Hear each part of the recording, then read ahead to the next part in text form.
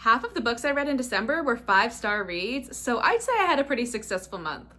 Hey friends, welcome back to my channel. Today, we're gonna be rounding up my December reads and my January hopefuls. I had such a fantastic month in December. I read 16 books, which is totally unheard of for me, but it was a really great month. Before we dive in, make sure you hit that subscribe button to stick around for more book content, including reviews, wrap-ups, and book recommendations. So in December, I read 16 books, which is kind of a lot for me. That's way higher than any month I've had so far in 2025. But I will say I did read a lot of novellas, and I had 2 weeks off from work for the holidays, so I had a lot more time to read than I normally would have, but it was such a great month. I'll go through the books I don't have a physical copy of first. I read I'll Be Home for Christmas. This was a thriller Christmas read that was like a novella. It wasn't too long and it was so good. I ended up giving it 4 stars and it blended like suspense and Christmas vibes really well. It was so much fun. I read Merry and Bright. This is part of the Amazon series of 4 short Christmas books, and I listened to this one like in one sitting and it was so good. It was super cute. I would have loved this as like a full-length book. I think it would have been so good. I ended up giving it 5 stars. I read Christmas in Chestnut Springs. This was another novella and it was like everything I didn't know I needed. Just being back in Chestnut Springs again was so much fun. Each like male main character had their own chapter. It was so cool and I loved seeing where the characters were. I gave it 5 stars. It was just fantastic. My last novella on here, The Christmas Blanket. I liked this one in the beginning, but it kind of fell off for me. And for a novella, I was just kind of hoping for a little bit more. I ended up giving it 3 stars. The next 2 are arcs, which I was so excited to read both of these. First is Dear Debbie. This is Freida McFadden's upcoming release that comes out in January, and it was so freaking good. I gave it 5 stars. It was so bingeable. I couldn't stop turning the pages, and the twists were so good.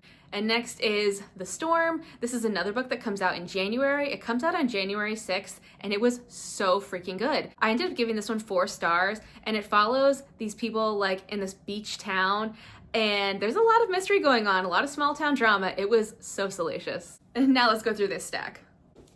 I read Skipping Christmas, which this is the book that the movie Christmas with the Cranks is based on, and I love that movie, but I did not like this book. I ended up giving it 2 stars. A lot of people in the reviews said that it's very different from the movie, and I didn't find that at all. And they were saying in a good way, different from the movie, but I didn't like it. I didn't like any of the characters, and I felt like the movie is so funny, but I think it's the physical comedy of it that's so funny to me, along with what they're saying and how they say it. So I don't know, this one just fell flat for me. I read The Gingerbread Bakery, and let me tell you, I have been waiting for this couple's story since book 1. And mind you, this is book 5, I think. So I was so excited, and it totally lived up to the hype. I loved this story so much, I gave it 5 stars. I read Good Spirits. This was the Christmas book this year for a very good reason. It was absolutely phenomenal. I gave this one 5 stars. It's my favorite Christmas read this year, and I just loved it. B.K. Borson does such a fantastic job of writing really relatable characters and helping you build that tension and the swooning. Oh my God, I ate it up. I read The Wedding Witch. This is the 3rd book in the Graves Glen series, and I gave the first 2 books in the series 5 stars, but this one was not as good.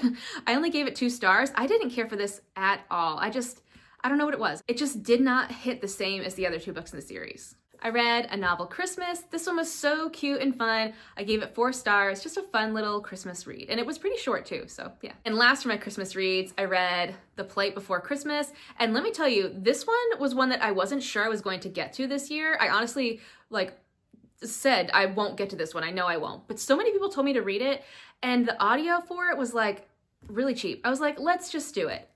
It was so freaking good. I gave this one 5 stars. I had such a blast with it, and the audio was so well done.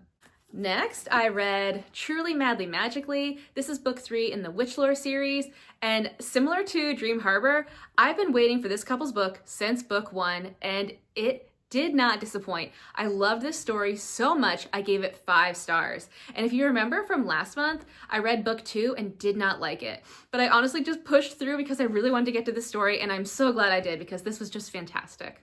I read Wild Eyes, which is book 2 in the Rose Hill series, and this one was so good. I didn't like it as much as Wild Love, but I still really enjoyed the story. I gave it 4 stars. And I will say, if you have not read it yet, I highly recommend the audio because the FMC in this book is a country singer, and there are some songs in the book that get sung in the audio, and it was so beautiful. It added like a whole new element to the story that I just absolutely adored. And I read Behind Closed Doors. This is a book that's been on my TBR for a very long time, and I finally got to it.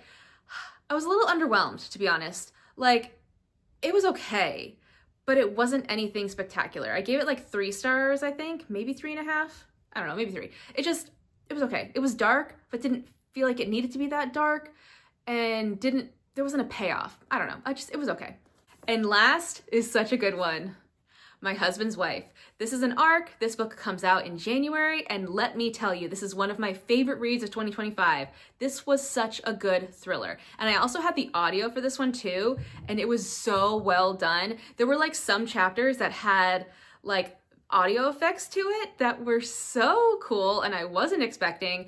Yeah, 5 stars, easy. The twists were jaw-dropping. Alice Feeney is such a good thriller author. If you've not read one of her books yet, you need to, and this one was so amazing. Now let's get into my January hopefuls. So in 2026, I'm kind of trying to lean away from doing hopefuls because I don't want to like pigeonhole myself into books that I'm going to be reading. I really want to do more mood reading in 2026, but I do kind of want to share some hopefuls a little bit here on YouTube, just to kind of share what I'm reading about. And a lot of the books that I'm putting on a hopefuls list are ones that I for sure know I'm going to read. So it's like buddy reads or arcs that I'm reading. So it's kind of like definites for me that I know I won't feel bad if I don't end up getting to them. But I have a few books that I know I'm going to be reading in January. I am continuing with the Rose Hill series with Wild Side. I'm doing this as a big group buddy read. And another big group buddy read we're doing book 4 in the Witch Lore series. This is the last book in the series, and I'm very excited to get to this. I can't wait to see how the story wraps up. I'm also going to be reading Cruise Crush. This is a book by an indie author. It's very short. It's like less than 200 pages, but I'm going to be arc reading her second book. So I'm gonna get through this one in January, and I think it'll be fun to do like something, a little summary to beat the winter blues.